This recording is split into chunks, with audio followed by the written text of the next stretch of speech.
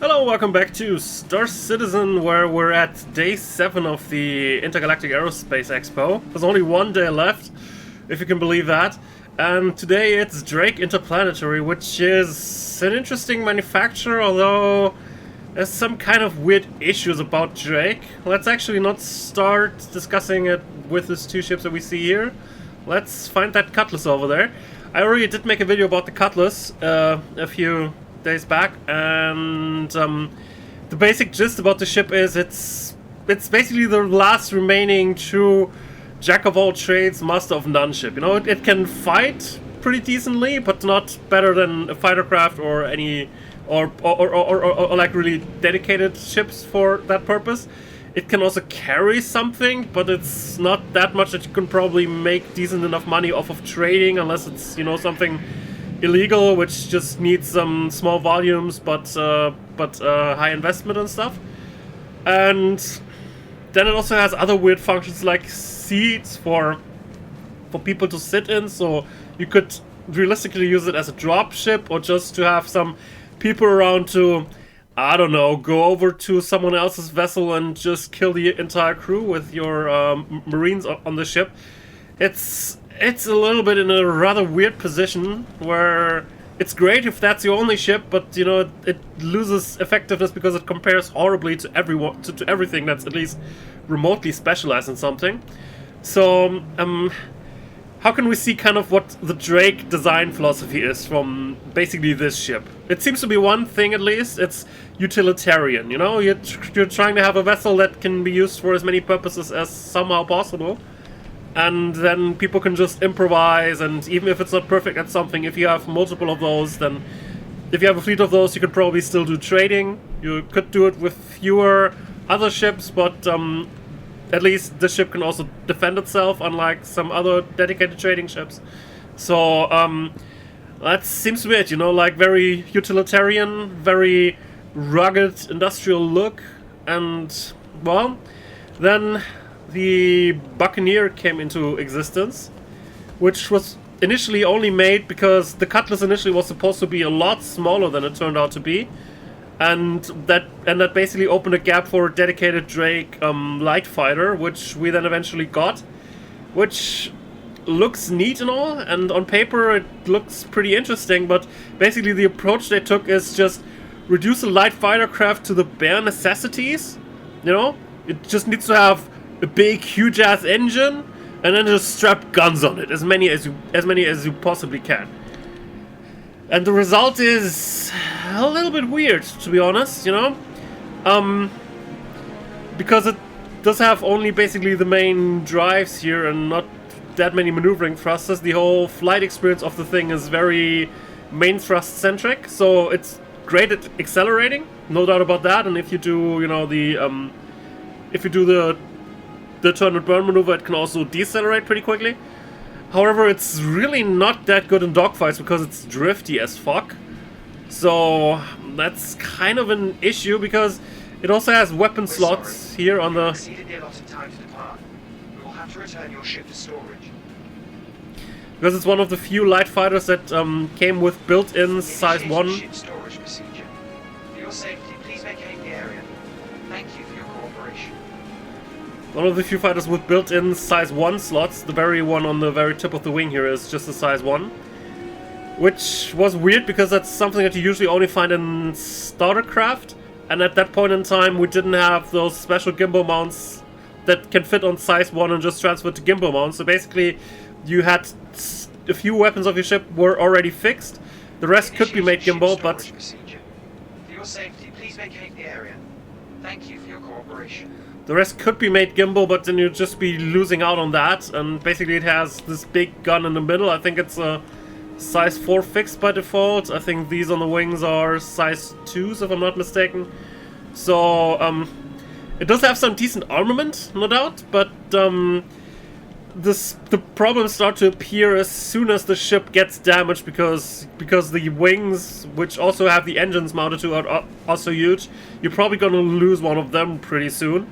But when that happens, you not only lose the engine, but you also lose the whole guns that you had on one side of the ship. and then the maneuverability goes even further down, so it's kind of a very dangerous experience, if you ask for my opinion on this whole ship. Which, you know, if in the best of circumstances, I can see it working to some extent, but it's really not great as a dogfighter because it has no durability at all, and it also doesn't have agility to make up for a lack of durability. It just got speed and, you know, firepower, which in order to use, you need to make very specific. You need to maintain a very specific approach to combat, and basically not maneuver much. Just boil this all down to just jousting at your opponent at high speed while doing slight maneuvers to try and avoid fire, and that's not really interesting or very efficient in most aspects. So that kind of turned out a little bit weird, and kind of the Drake design philosophy apparently changed to just boil something down to the bare necessities you need for a concept, and then strap guns on it, which, you know, they didn't keep up for the next ship that came out, for the Caterpillar over there, which is a very decent ship. I think both the Cutlass and the Caterpillar are among the top 4 voted ships for that people think are you know, most popular. So we get to see them for the next week as best in show. Ironically, the other 2 ships are Aegis ships. You know, Aegis just having decent design characteristics overall, but, you know, there's no doubt about the Caterpillar being an efficient trading ship. Yeah, it also has some turrets on it, but you're probably not going to use it for fighting purposes because it's just way too big for that, even though it has large shields and you're probably safe from fightercraft to some extent. It's probably not worth it. But it's an interesting idea here for a pure trading ship to just have the bare necessities plus a few guns. So it works out here, but it doesn't work out for the fighter craft, and it's also wildly inconsistent because recently we also got the other ship over there, which I believe should be the Herald, which is an information runner, which currently we have no gameplay loop associated with because we don't really have, you know, any sort of information trafficking, buying and selling in the game yet. And, well, it does have apparently one gun and also a smaller one on the wing, but I think with the size and how the ship looks, it doesn't look like it's very maneuverable, so it might as well not have any guns at all, to be honest. I think a ship would be much better served if it just had a swarm of missiles to defend itself, but I very much doubt it has any of those, so yeah, kind of hard to recommend that one. Or maybe it does have some inside this box over here. Looks like it has some inside that box over there. So maybe it does have that, but unless we get, you know, more gameplay revolving around information, it's really hard to tell what if that ship is gonna have a niche. That's all the ships that we have here. I'm gonna ignore the hover bikes here, the dragonflies, because, you know, one has a Hello Kitty theme on it, you know, so we're just gonna ignore it. They have a few other ships that are going to come out at some point in the probably near future. Currently, the Cutlass variants are being made, the red and the blue. So this will give us one more medical focused Cutlass and one more combat focused Cutlass, which are probably going to find their fans and supporters and their respective niches. Then Drake, I think, also has the smallest salvager ship in that is currently planned for the game, the Vulture.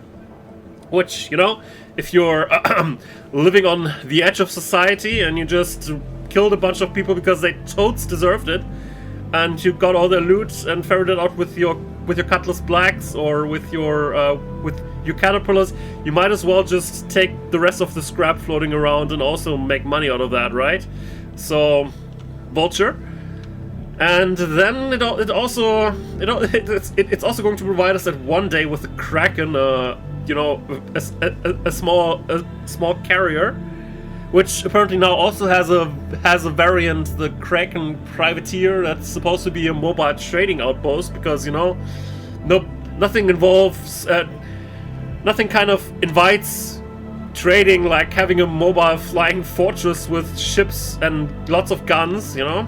So I guess we're gonna have that at some point. So Drake is doing a good job, but just, you know, if you just wanna fill all possible jobs that you could ever do in the universe with just one manufacturer, Drake probably has your number, because they pretty much have a little bit of everything. You know, you can do combat with Cutlasses and with the Buccaneer if you're really inclined to do that. It has information running, it's gonna have salvage, it's gonna have mobile bases. So Drake kinda got everything and then just strapped some other weird things on it. I'm not a particular fan of the style, so I currently moved away from having a Cutlass for a very long time, but I never liked the style really. It just, you know, it was very useful to have, with just one ship to have, but yeah, that's Drake for you. It's a bit messed up, it's kind of weird, but they got a little bit of everything.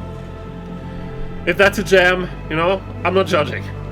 Anyway, there's one day left with Origin, which is, well, actually later today when I bring out this video. Sorry I didn't manage to bring it out earlier like the other ones. I just, my game just continuously crashed yesterday evening and just did something else instead.